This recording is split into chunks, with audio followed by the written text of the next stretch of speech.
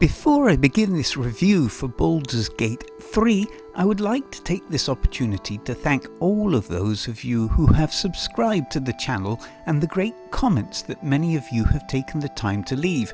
It is all very much appreciated. I hope that you all had a wonderful Xmas holiday and that 2025 has started in as positive a way as it can for you. It is with deep sadness, though, that I acknowledge the passing of David Lynch, but I know that his spirit lives on in all who have experienced his visionary art and films. A long time ago, in the midst of time, a young boy came across a mystical red box. Within this red box were two booklets and a set of strange-shaped dice. The contents of this box and the strange dice would forevermore shape his destiny. Long before computer games even existed, this reviewer played Dungeons and Dragons with a group of like-minded friends. We would meet during lunch times at school in a club I had created, and there we would, for an hour, become lost in what was effectively improvised theatre. As the dungeon master, I would describe the set, and the companions would act out their characters with great enthusiasm and vigour. As our performance continued, inevitably there would be a point where what happened next would come down to a dice roll, and often a die that was not 6-sided but 4, 8, 12 or even 20-sided. We would be transfixed in observing the spinning die as it held that fate of our characters in its motion. Baldur's Gate 3 released on the 3rd of August 2023 for Windows, the 6th of September 2023 for PlayStation 5, and the 22nd of September and the 7th of December 2023 for Mac OS and the Xbox One respectively, is many things, but most distinctly Dungeons and Dragons. It is the realization of what would have only been a dream all those years ago. The idea that you could play Dungeons and Dragons on a computer that could represent the visual imagination of a player. Baldur's Gate 3 certainly gets closer to that possibility than any other Dungeons and Dragons computer game before it, for one of the game's main strengths is the beautiful and detailed environmental design and construction that the team at Larian Studios have created within the fantasy world of Faerun, utilising their own in-house software engine, the Divinity engine. The game has several large semi-open world areas to explore that have a myriad of areas to discover, many forming separate semi-open environments to travel to. Overarching all of them is a high fantasy design aesthetic that is combined with high levels of detailing, excellent use of colour palettes and masterful use of lighting and shading. Textures and materials are all chosen and utilised to bolster this work. All of it then bringing the work of the artists, led by Joachim Flemminx, to life. Character creation in Baldur's Gate is solid enough, allowing a great variety of character classes, subclasses and races to choose from, and a fair amount of character customization.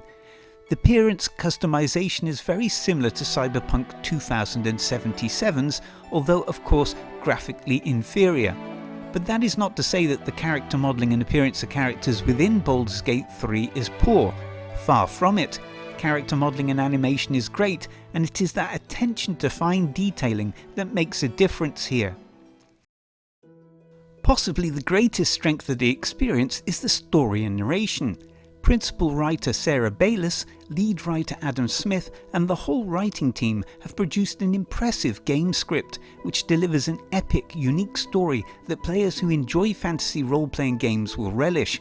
Full of twists and turns, full of different possibilities, wonderful character-to-character interaction, great character development and exploration, and some rewarding surprises.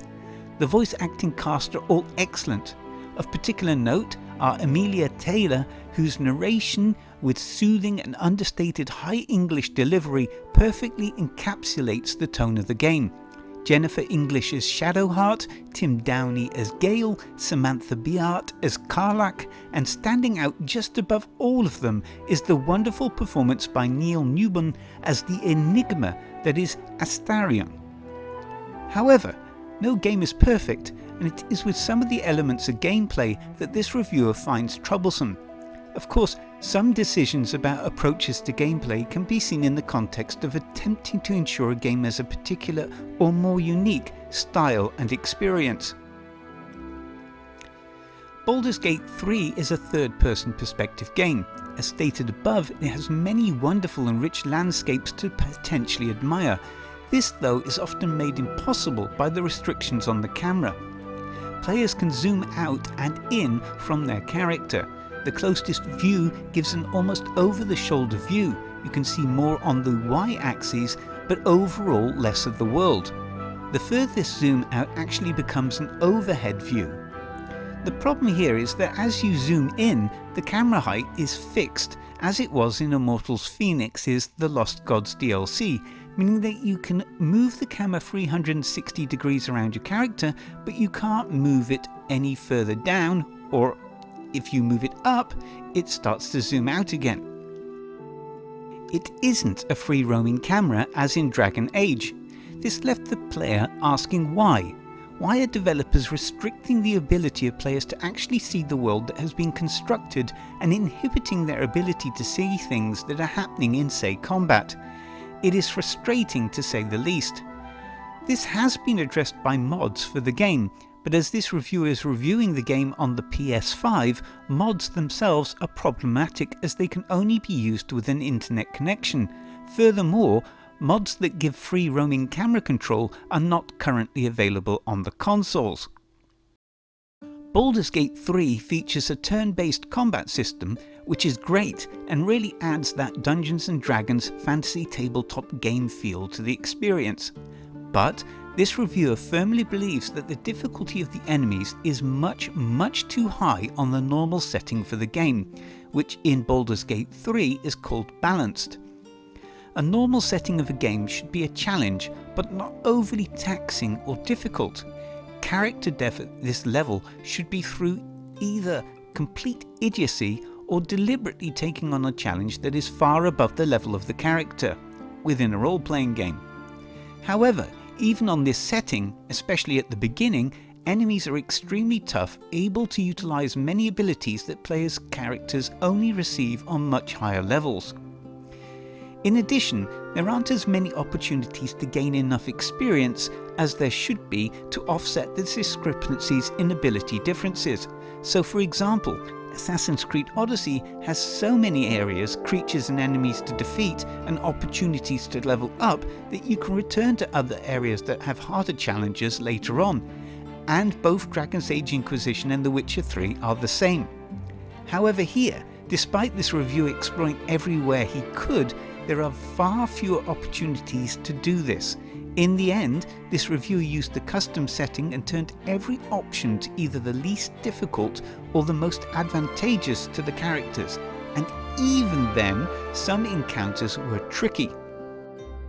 It is, though, wonderful to see dice rolls within the game to determine outcomes, but my advice is to save the game every time you need to roll the dice, for sure enough, if you need a 5 or more on a d20, it's going to roll a 2. Borislav Slavov delivers a beautiful, mesmerizing landscape of musical ideas ranging from whimsical folk-inspired ditties to epic full orchestra themes.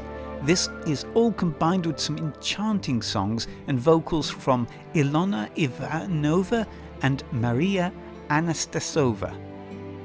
Game director Sven Vink has successfully led the whole Larian Studios in developing and releasing a truly memorable and unique fantasy role-playing game experience. For despite having his personal dispute with aspects of the gameplay, having the opportunity to experience this epic Dungeons & Dragons adventure was ultimately an incredible gaming experience. Needless to say, as this player had finished the game, he was creating his next character, eager to see what new secrets he could discover in his journey through Faerun. Baldur's Gate 3 is a fantastically good fantasy role-playing game.